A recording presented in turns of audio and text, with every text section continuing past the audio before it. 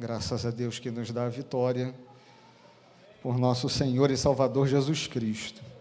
A paz do Senhor para os irmãos, amém? Abra sua Bíblia no Evangelho de João, capítulo de número 7, versículos 37 e 38.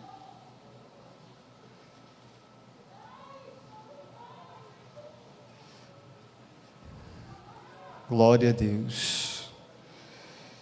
Bendito seja o nome do Senhor para todo sempre. João, capítulo de número 7, versículos de número 37 e 38. Antes de nós fazermos a leitura, no domingo que vem nós estaremos trazendo a última lição do ano da nossa revista atual na Escola Bíblica Dominical. Nós teremos uma aula especial para os jovens no domingo que vem.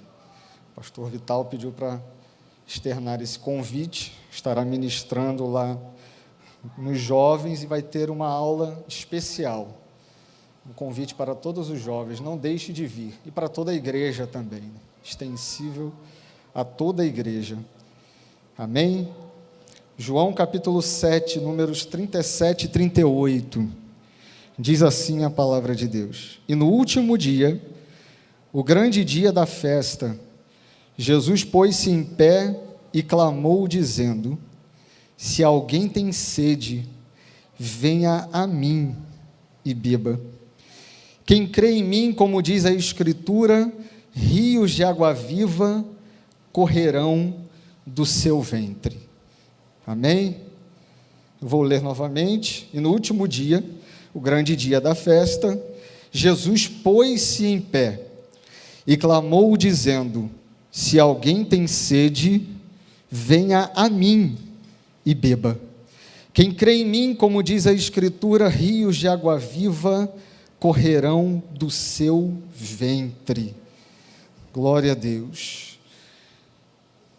Para nós entendermos a profundidade dessa interrupção de Jesus. Jesus está no meio de um cerimonial e ele interrompe esse cerimonial, dizendo: Quem tem sede, venha a mim e beba. Se nós trouxermos a importância da água para o ser humano, todos nós já vamos entender o teor dessa mensagem. Mas para nós entendermos mais ainda o grau da profundidade desta palavra de Jesus, nessa festividade, no último grande dia de festa, nós precisamos entender que a importância da água para o judeu, para o povo que está lá no Oriente Médio, é um pouco diferente da importância da água para nós aqui hoje. Muito mais por causa da escassez do que por causa da existência. Muitos de nós, se percorrermos no nosso Brasil, encontraremos leitos de águas, lençóis freáticos. Alguns dizem que o maior lençol freático do mundo está no Brasil. Nós vamos ter abundância de água em nossa nação. Para nós entendermos a mensagem de Cristo para aquele povo, nós precisamos entender que a água para aquele povo tinha uma conotação um pouco mais séria do que para nós. Existe um autor chamado Gary Burge, que ele diz que o problema de Israel é que o país conta com chuvas limitadas e não possui um sistema de rios centralmente localizado. Apesar da existência do Rio Jordão, este encontra-se longe dos principais centros populacionais. Ele continua dizendo que quando as chuvas não vinham para Israel, quando as fontes esgotavam e os poços secavam, a estiagem e a fome tornavam-se realidade sobre aquela nação.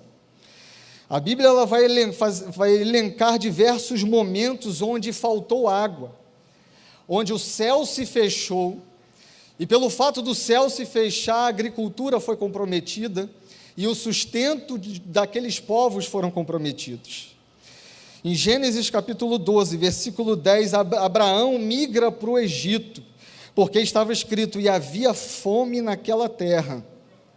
E desceu Abraão ao Egito para peregrinar ali, porquanto a fome era grande na terra. Em Gênesis 42, 5, uma passagem conhecida de todos nós, a família de Jacó foi socorrida por José no Egito por causa da estiagem de água. Em Gênesis 42, 5 vai dizer assim, entre os que iam lá foram os filhos de Israel para comprar, porque havia fome na terra de Canaã. E havia fome na terra de Canaã porque não chovia. Principal fonte de irrigação da plantação, da agricultura na época, eram as chuvas. Na ausência de chuva, não tinha plantação, não tinha colheita, não tinha mantimento, não tinha provisão. O livro de Ruth, no primeiro capítulo, Elimeleque se muda de Judá para Moabe por causa da estiagem. Que diz o seguinte, sucedeu que nos dias em que os juízes julgavam, houve uma fome na terra, por isso um homem de Belém de Judá saiu a peregrinar nos campos de Moabe, ele, sua mulher e seus 2 filhos. O próprio rei Davi, em 2 Samuel, capítulo 21, no primeiro versículo, próprio rei Davi enfrentou no seu governo 3 anos de escassez. E houve nos dias de Davi uma fome de 3 anos consecutivos. E Davi consultou o Senhor e o Senhor lhe disse, é por causa de Saul e da sua casa sanguinária, porque matou os gibeonitas. Segundo o livro dos Reis, capítulo 25, versículo de número 2, Jerusalém estava sitiada pelos babilônios. E no ano passado nós tivemos a oportunidade, a Escola Bíblica Dominical foi junto com alguns irmãos no Centro Cultural Jerusalém, a maior maquete da cidade de Jerusalém dos tempos de Jesus, da América Latina, a maior maquete da América Latina, referente a Jerusalém nos dias de Jesus. E estávamos conversando lá, o pastor Benilton, de repente levantou uma questão, ora, Jerusalém não tem rio. Nós olhamos para a maquete inteira e verificamos, Jerusalém não tem rio. Pois é, Jerusalém não tinha um rio, até hoje não tem rio. Jerusalém era abastecida de água pela fonte de Gion, e essa fonte de Gion canalizava 2 tanques, tanque de Betesda e tanque de Siloé. E diversos outros poços eram cavados em Jerusalém para que houvesse água e essa água fosse transportada para a sua casa. Jerusalém não tinha rios. Jerusalém não tem rios. A importância da mensagem de Jesus para esse povo ganha um contexto e um conceito muito maior. Em 2 Reis 25, 2, Jerusalém sitiada pelos babilônios, pelo fato dela depender exclusivamente da fonte Gion, a Bíblia vai dizer que aos 9 dias do mês 4, quando a cidade se via apertada pela fome, nem havia pão para o povo da terra. O povo não conseguia sair da cidade, na cidade de Jerusalém não havia lugar, espaço para plantio, os plantios e a agricultura eram fora da cidade, e os babilônicos, de repente, entulham todas as entradas de água em Jerusalém. O povo de Jerusalém fica sem água. E uma tragédia, cerca essa cidade antes da invasão. Por causa deste sítio, Nabucodonosor consegue tomar Jerusalém. Mas não só as cidades, as capitais de Israel, vamos dizer assim, mas temos alguns desertos em Israel que, obviamente, não tinham fontes de água. E pelo fato de não haver fontes de água, era muito difícil ter vida, ter existência nesses locais. O deserto mais conhecido, o deserto do Sinai, formado por mais de 60 mil quilômetros quadrados de área desértica. Não tinha água. Uma extensão árida da península é chamado. Ele é separado pelo Golfo de Suez e pelo Canal de Suez no deserto oriental do Egito. Hoje, o deserto do Sinai pertence ao Egito. Mas quando Josué toma, junto com Israel, a terra, o deserto do Sinai pertencia a Israel. E esse deserto ele vai ter fim, vai dar início a um outro deserto, chamado deserto do Negueb. Quantos já não ouviram falar sobre as torrentes de água do Negueb, não é isso? Salmo de número 126, verso de número 4.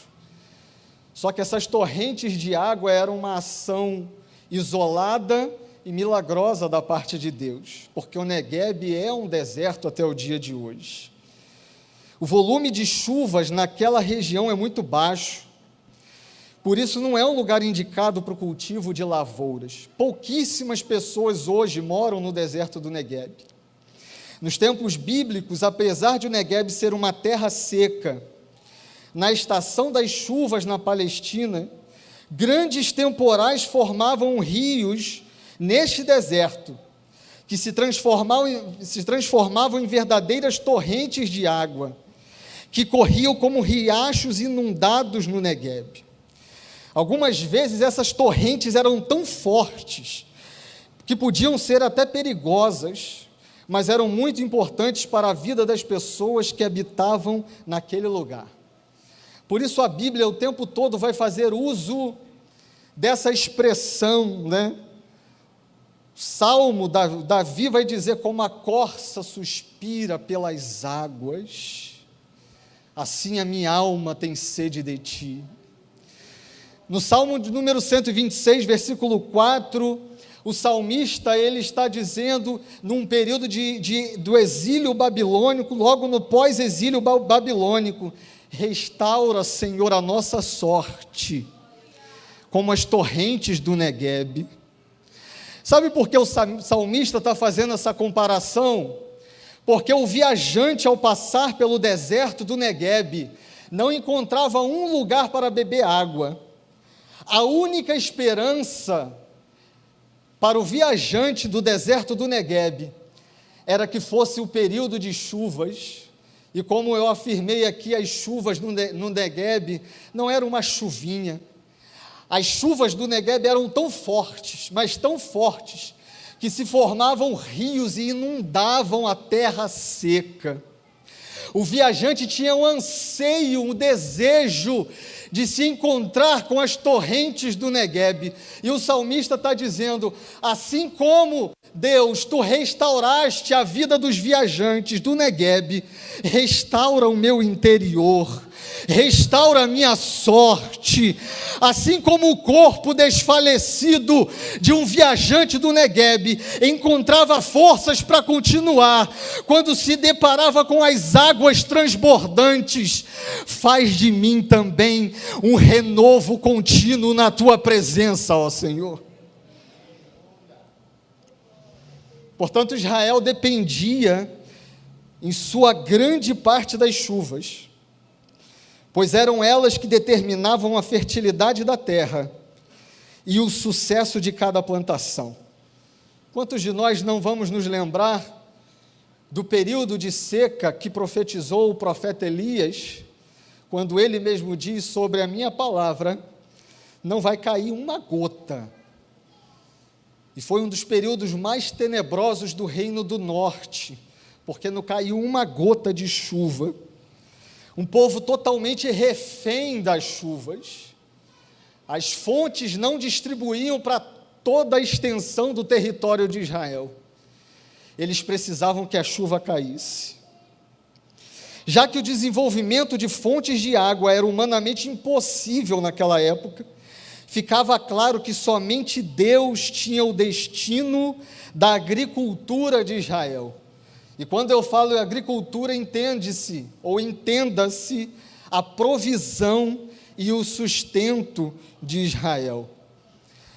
A força do simbolismo da água na Bíblia é tão grande, que existe um anseio profético no Antigo Testamento, onde vários profetas vão trazer a revelação de um futuro, onde esta terra seca, onde não brotava água em lugar nenhum, se transformaria em um manancial de águas. Em Isaías capítulo 44, versículos 3 e 4 vai dizer: porque derramarei água sobre o sedento e torrentes, sobre a terra seca derramarei o meu espírito, sobre a tua posteridade e a minha bênção sobre os teus descendentes, e brotarão como a erva, como salgueiros junto às correntes das águas.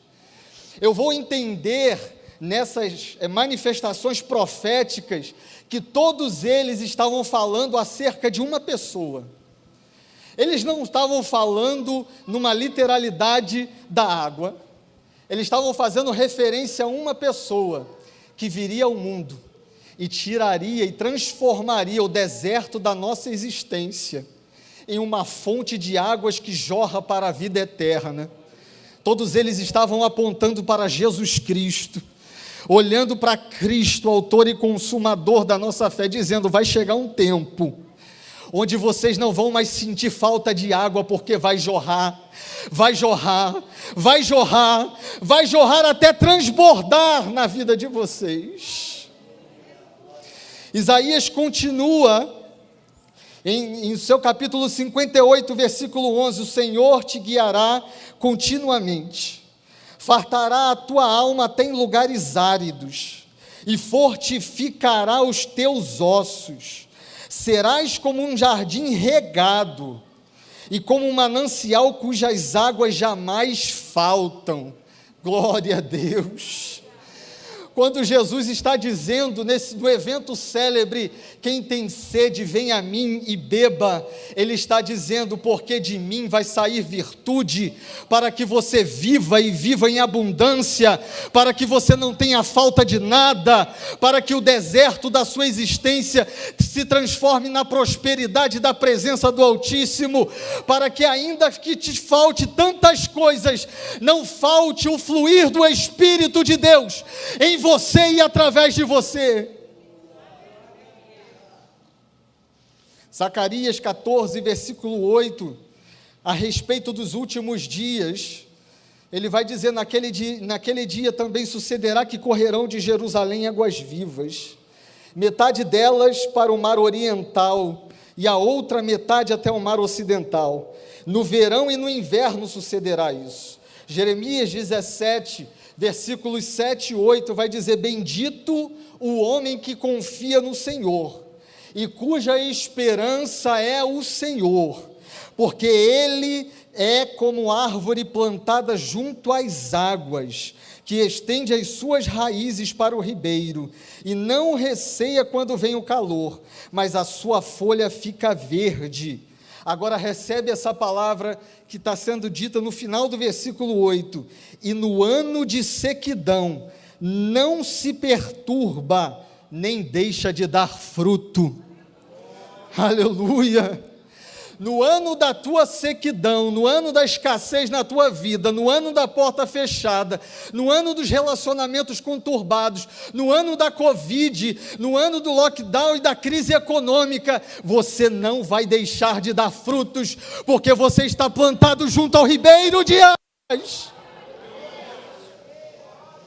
Essa palavra é do céu para a sua vida. Você não vai deixar de dar frutos, ainda que veja sequidão de um lado e de outro. Você está plantado junto às águas do Altíssimo, e é de lá que você vai produzir todo o sustento que você precisa para a sua vida e para os que estão à tua volta. Com isso nós entendemos a intensidade do povo hebreu a falar sobre as águas. Falar sobre as águas para o povo hebreu não é algo comum. E daí nós entramos no texto que nós lemos. O Senhor Jesus participa da festa dos tabernáculos. A festa dos tabernáculos, ou a festa das cabanas, ou Sukkot, que é cabana, era uma festa ordenada por Deus para a lembrança do povo hebreu, do período de passagem pelo deserto. Todo o povo deveria sair das suas casas e construir cabanas ou tendas para habitarem por 7 dias, relembrando os tempos de peregrinação no deserto. As tendas eram feitas de última hora, não dava para encomendar numa loja. Você não podia chegar num carpinteiro e falar assim, ó, faz uma tenda para mim, para eu participar da festa dos tabernáculos, do mais rico ao mais pobre, cada um tinha que construir a sua própria cabana, e ela deveria ser construída por ramos, arbustos, palha e mesmo por ripas de madeira, demonstrando a fragilidade da nossa morada física e destacando a excelência do poder de Deus em nos proteger e em nos conduzir em segurança. O momento onde todo o povo de Israel saía das suas casas, se era mansão ou se era casebre, todo mundo ia para o mesmo lugar, acampar nas cabanas. Não conseguia fechar o telhado, né, com os seus ramos, isso era bom, dizia eles, porque conseguiam olhar para o céu e se lembrar que no deserto eles receberam a provisão e o sustento de Deus. Batia o frio de noite, a acomodação não era muito boa, isso era importante para que eles entendessem que no dia da adversidade Deus cuidou e não desamparou, e de igual forma Ele não desampararia nos dias presentes de suas vidas. Tem gente que olha para o passado e diz, Deus fez, Deus agiu, Deus operou, mas olha para o presente e fala, eu queria que fosse no passado. O mesmo Deus que estava no teu passado, te socorrendo, te ajudando, te fortalecendo, renovando as tuas forças, Ele está hoje aqui no teu presente, te fortalecendo, te ajudando, renovando as tuas forças e te conduzindo para um lugar de segurança.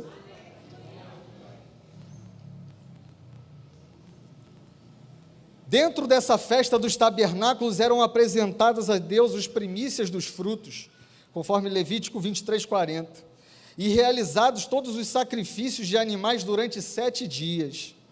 Levítico 23, 34 a 36 vai falar sobre a festa dos tabernáculos. Ele vai dizer, não trabalhem nesses dias, porque esses dias são dias de adoração.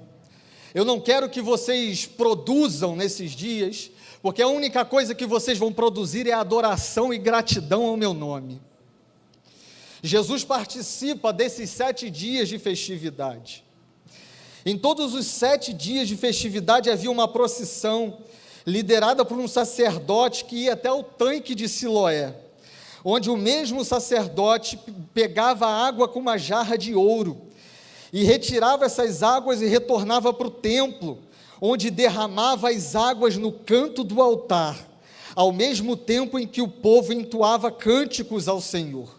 7 dias, o sacerdote pegava essa jarra de água no tanque de Siloé, enchia e ia derrubar no altar, dizendo, foi o Senhor quem providenciou a água para a minha plantação, foi o Senhor quem trouxe água para a minha existência, e por isso eles derramavam como oferta ao Senhor a água. 7 dias o sacerdote fazia isso, só que chega no 8º dia, que era o principal dia. Segundo o próprio autor joanino vai dizer, no último dia, o grande dia de festa. O sacerdote está ministrando nesse momento. As pessoas, os homens, estão assentados no templo e estão participando de todo este cerimonial, preparando para encerrar suas atividades e irem embora. Jesus, de repente, interrompe o cerimonial. Ele para a liturgia do sacerdote, ele se coloca de pé, e naquele dia não tinha uma jarra de água, uma jarra de ouro cheia de água sendo derramada no altar. Tem o Senhor dos senhores e Rei dos reis dizendo, se alguém tem sede, venha a mim e beba. A água que vocês viram sendo derramada nos 7 dias, é uma água que hoje existe e amanhã deixa de existir, mas a água que flui do meu interior para o interior de vocês, ela jorra a eternidade inteira e nunca vai cessar. E o mais interessante é que ele vai dizer, quem crê em mim, como diz a Escritura, rios de água viva correrão do seu ventre. Nós precisamos entender o que é a água viva no contexto do judeu. A chuva de outono trazia festivais em outubro, as nascentes se avolumavam e a estação das chuvas simbolizavam a bênção de Deus. Essas eram comparadas às águas que foram armazenadas em cisterna durante o ano. Nos dias de Jesus, o judaísmo fazia distinção da qualidade da água, não pelo seu sabor, mas pela sua origem. A água das nascentes eram usadas nos rituais religiosos de Israel. Portanto, o que é água viva para o judeu? Água viva é aquela que nos chegou diretamente da mão de Deus. Através do que? Da chuva, da nascente, do rio. Não é uma água de cisterna, não é uma água de poça ou de poço. Na visão do judeu, isso está esclarecido na Mishnah, que é uma interpretação oral da lei. Eles entendiam que a água que não era transportada por homem e que não era erguida pelas mãos humanas, e por isso carrega uma autoridade divina, essa era a água viva. A água que desceu direto do céu e veio em direção à minha terra. A água que veio direto do céu e veio em direção ao meu poço, à minha cisterna, onde nenhum homem teve que transportar, onde nenhum homem teve que manipular. Essa água que era considerada a água divina, ou a água viva. Jesus, ele está dizendo: eu não fui carregado por homem, eu não fui manipulado pela existência de ninguém. A minha vinda e a minha existência não dependeu de um conchavo com sacerdote, ou com a escola farisaica, ou com a escola dos saduceus. A minha existência, a minha vinda até aqui, veio do céu, e ela veio do céu diretamente para a vida de vocês. Eu sou a água viva, que veio direto do céu para o teu coração, que veio direto do céu para a tua existência, que não passou por uma escola, por uma manipulação, que veio diretamente do trono de Deus para alimentar a tua alma e para mudar a sorte de todo o seu viver. Quando Jesus diz isso, e eu começo já a trazer alguns ensinamentos para encerrar, ele está querendo dizer, em primeiro, a minha existência, a minha vinda ao mundo foi para purificar os seus pecados. Levítico 15, capítulo 15, versículo 13, quando, pois, o que tem o fluxo dele estiver limpo, contar-se-ão 7 dias para sua purificação. Lavará as suas vestes, banhará o corpo em águas correntes e será limpo. 1 Samuel capítulo 7, versículo 6, congregaram-se em Mispá, tiraram água e a derramaram perante o Senhor, jejuaram aquele dia ali e disseram: pecamos contra o Senhor. E Samuel julgou os filhos de Israel em Mispá. Em Ezequiel 36, 25 vai dizer: então eu aspergirei água pura sobre vós, e ficareis purificados. De todas as vossas imundícias e de todos os vossos ídolos vos purificarei. Jesus se compara àquela água que está sendo derramada diante do altar, porque ele está dizendo para nós, assim como essa água está sendo aspergida no altar, a minha vida está sendo derramada para purificar o seu pecado. Agora já nenhuma condenação há para os que estão em Cristo Jesus, para aqueles que foram chamados segundo o seu propósito, segundo o seu decreto. A minha vida é para purificar a tua vida. A minha santidade e a minha pureza é para tirar o pecado da tua vida. Vinde e beba das águas que jorram para a eternidade, porque dela tem purificação para os nossos pecados. Quando Jesus faz essa afirmação, ele também está falando sobre o envio da providência divina. Isaías 55:1 vai dizer: todos vós que tendes sede, vinde às águas, e vós que não tendes dinheiro, vinde comprar e comei. Comprai e comei sem dinheiro e sem preço vinho e leite, porque assim como descem a chuva e a neve dos céus, e para lá não tornam sem que primeiro reguem a terra e a fecundem, e a façam brotar para dar semente ao semeador e pão ao que come, assim será a palavra que sair da minha boca. Ela não vai voltar para mim vazia, mas fará tudo o que me apraz e prosperará naquilo para que a designei. Quando Jesus está dizendo vinde às águas, Ele está dizendo vinde ao tempo da provisão e do cuidado de Deus, porque cuidado não faltará, o leite não vai faltar, o pão não vai faltar. Por quê? Porque há um rio cujas correntes alegram a cidade de Deus, o santuário das moradas do Altíssimo. Deus está no meio dela, e porque Deus está no meio dela, a terra não será abalada.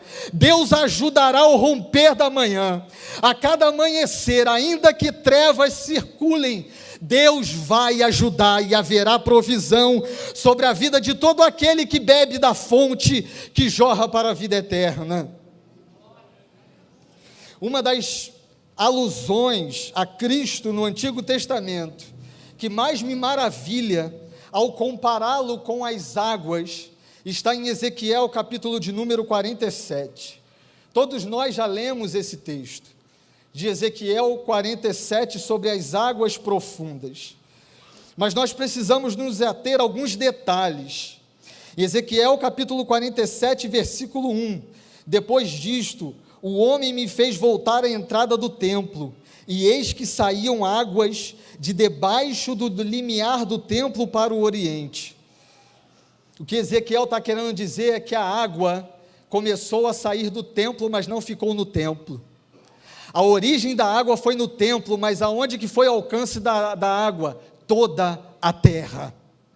Aonde estava um perdido, aonde estava um desanimado, aonde estava um desamparado, as águas saíam do templo e iam em direção ao desamparado, ao perdido, ao necessitado. E aonde havia um morto, a Bíblia vai dizer que voltava a viver, porque essas águas eram águas vivas.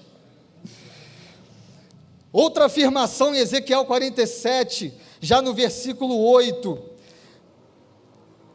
a água não se detém no templo e alcança todos os lugares. E no versículo 8, na parte B: e entram no mar morto, cujas águas ficarão saudáveis.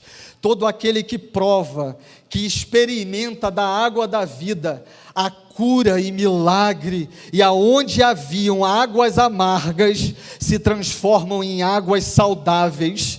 Deus está dizendo o seguinte: eu vou enviar o meu filho, e aonde o nome dele chegar vai haver cura, aonde o nome dele chegar vai haver transformação, aonde o nome dele chegar vai haver libertação, porque essas águas, elas mudam um cenário de derrota em um cenário de vitória. Essas águas mudam um cenário de desespero em um cenário de prosperidade. Portanto, nessa noite, as águas do Altíssimo jorram do trono de Deus, através da vida de Cristo Jesus, e espalha por essa igreja um tempo de cura, um tempo de restauração, um tempo de prosperidade, um tempo de portas abertas, um tempo de libertação, porque aonde as águas passam, nada fica no lugar. Bendito seja o nome de Jesus para todo sempre. Versículo 9 de Ezequiel 47: toda criatura vivente que vive em chames viverá por onde quer que passe este rio. Estava morto, mas a água passou, o rio passou e trouxe de volta a vida. Não tinha esperança, mas este rio passou e trouxe de volta a esperança.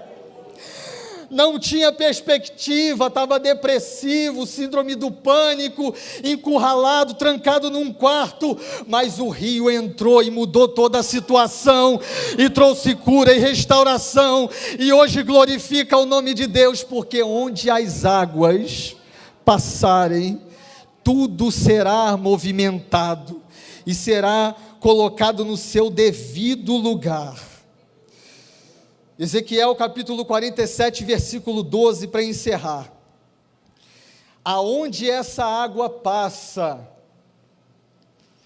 ela capacita todo aquele que desfruta dessa água, para que sirva de alimento e cura para os perdidos.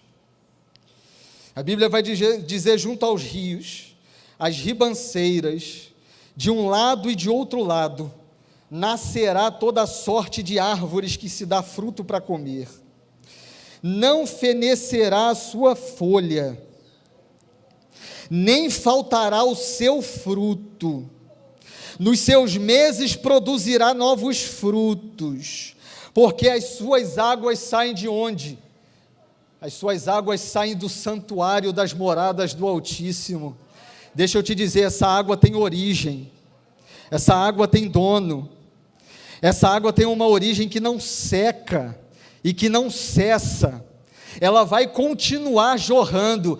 Ah, mas espera aí, tem gente que quer fechar as portas da igreja, tem gente que está querendo proibir os cultos domésticos, tem gente que está querendo proibir que as pessoas orem nas escolas e nas instituições públicas. Aonde esse rio entrar, com proibição ou sem proibição, o nome de Deus vai trazer vida a um lugar onde estava morte, vai trazer abundância onde havia sequidão, porque o nome desse Deus não é isolado, não é diminuído pelas determinações do homem.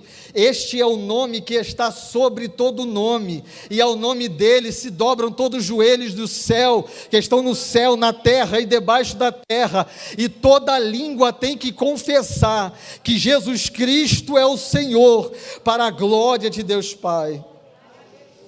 Nos seus meses produzirá novos frutos. Sabe, tem muita gente que diz que o tempo de produzir acabou. Tem muita gente dizendo, como Moisés, que saiu com 40 anos do Egito, passou mais 40 anos em Midian, e Deus chama ele com 80 anos, o Moisés fala, minha história já deu, o melhor dos meus dias já passou. Enquanto Deus te der a oportunidade de viver, Deus ainda está te dando a oportunidade de frutificar. Enquanto você está enraizado nas águas eternas de Cristo Jesus, há expectativa do céu de que você venha produzir. Enquanto você respira o fôlego de vida, enquanto a Covid ainda não acometeu seus pulmões e não tirou totalmente a sua respiração, Deus ainda espera que você venha produzir fruto nessa terra. Deus ainda espera que você venha trabalhar para o reino dele. Deus ainda espera que você faça a diferença diante deste mundo tenebroso.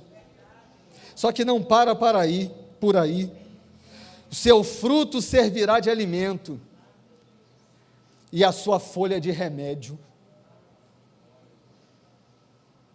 O lugar pode parecer deserto, a terra pode parecer deserta, mas se tem rio de Deus fluindo aí dentro de você, você pode até estar sentindo o peso da dor, da provação, mas você ainda é um instrumento de cura para outras pessoas. Sabe aquela pessoa que chega próximo de você e fala, eu não entendo como é que você consegue continuar em meio a toda esta situação. É porque ela não está capturando a água lá das profundidades, mas você está. É porque ela não tem acesso ainda à fonte de água viva, mas você tem. E porque você tem acesso à fonte de água viva, você frutifica e você traz remédio e cura para todos que estão à sua volta. Mas o crente amargurado tem um problema sério, porque ou ainda não recebeu da fonte da vida eterna, ou essa fonte é uma outra fonte que não seja a fonte da vida eterna, porque crente que recebe da fonte da vida eterna, ainda que passe por provação, ele vai produzir alimento e remédio para muitos outros. Se coloque de pé em nome de Jesus. Jesus se compara à água, porque, primeiro, essa água tem origem, a origem é no templo, a origem é no lugar santo. E segunda, que uma vez que essa água inicia, começa a ser distribuída, ela não tem controle. Ezequiel 47 vai dizer, aonde ela passava, ela produzia nova vida, ela produzia frutos. Os peixes que não existiam voltavam a viver. Os pescadores que dependiam da pesca e não tinha mais água, voltavam a ter o seu sustento. Essa água tem origem que é no céu, mas essa água não tem controle. Aonde ela passa, ela transforma o ambiente. Aonde ela passa, ela muda a situação. Mas você pode dizer: a minha família hoje é uma terra seca. O meu relacionamento hoje é uma terra seca. Mas eu quero te dizer, na autoridade do nome de Jesus, que esse rio está entrando no seu relacionamento hoje, na sua família hoje. Mas o meu emprego é uma terra seca, está entrando hoje esse rio. Ele não tem controle, e aonde ele passa, ele restabelece a ordem de todas as coisas. Engrandecido, exaltado seja o nome de Jesus. Entenda a seriedade nessa noite de muitas pessoas que entraram por estas portas, dizendo: já não há mais esperança para o meu casamento, já não há mais esperança para a minha vida profissional, já não há mais esperança para o meu ministério, e Deus está dizendo: hoje o rio alcança aonde você está, alcança o teu marido, alcança a tua esposa, alcança o teu filho viciado, desviado, e traz vida novamente para a glória de Deus. Mas está tudo fora do lugar, o rio vai botar tudo no seu devido lugar. Mas tem coisas profundas que precisam ser ajustadas. Você já tentou impedir uma água de uma represa a partir do momento que ela rompe? Saiba que é este o agir de Deus quando Ele entra na sua vida. Não tente impedir, não tente limitar o agir de Deus. Ele vai alcançar aonde você menos espera. Ele vai nas profundezas do seu interior e vai mudar coisas do seu caráter que nem você achava que era capaz de ser mudada. Engrandecido, exaltado seja o nome de Jesus para sempre. E eu quero dizer com toda tranquilidade que esse rio está neste lugar. Se você permitir, se você quiser, vai sair daqui tomado pelo rio de Deus. A vida de Cristo que é derramada em nossos corações vai mudar a sua realidade hoje. Eu estou dizendo isso na autoridade do nome de Jesus. Você pode dizer: aumentou o número de desempregados esse ano, mas a porta que Deus queria abrir para você, Ele vai abrir. Você pode dizer: mas o meu filho vai de mal a pior, mas a transformação que Deus tem para ele, Ele vai alcançar nessa noite, para a honra e glória do nome de Jesus. Agora, existem pessoas que não querem entrar por essas águas. Eu entendo e Deus entende. Não concordo, mas entendo e Deus entende. Mas se você nessa noite entrou por essas portas e entende que precisa mergulhar nessas águas, beber dessas águas, entregar a tua vida a Cristo e permitir que Ele transforme a sua vida, vem aqui nessa noite em nome de Jesus. É noite de Deus mudar a sua realidade, de transformar a sua terra seca. Você pode estar dizendo: mas eu faço tudo e não dá certo. Já fiz terapia, já fiz aconselhamento. Meu Deus! Engrandecido, exaltado seja o nome de Jesus. Já fiz aconselhamento de casal, já fiz gabinete, já fiz curso profissionalizante e o deserto continua deserto. Vem aqui na frente nessa noite, em nome de Jesus, entrega a sua vida para Cristo. Não se atenha a uma vida de desertos e sequidões. A fonte está jorrando nessa noite. Existe vida de Deus a jorrar sobre você. Não recuse essa proposta, porque nós não conhecemos o dia mau. Você não conhece o poder do dia mau, mas todo aquele que enfrenta o dia mau com Cristo Jesus, É como diz o profeta Isaías: quando passares pelas águas, elas não te submergirão, e quando passares pelo fogo, ele não te queimará, e nem chama alguma arderá em ti. O dia mal chega, o crente olha para um lado, para o outro, parece que não vai resistir, parece que vai matar, mas chega lá do outro lado dizendo: Ebenezer, até aqui me ajudou o Senhor. Não perca essa chance, entregue a sua vida a Cristo. Se não há ninguém, eu quero fazer uma oração por você, que por algum motivo pensou que parou de frutificar, porque já não recebe mais água da fonte, mas a fonte está a jorrar aqui nessa noite, para voltar a fazer de você um produtor do reino de Deus. Você vai sair daqui produzindo a 10 por 1, a 30 por 1, a 100 por 1, mas como pode uma semente dar 100 frutos? Deus vai fazer isso através da sua vida. Essa unção, essa graça que envolve a tua vida nessa noite, vai te conduzir a um plano de serviço do reino de Deus, onde você vai produzir muito mais do que antes, para a glória de Deus.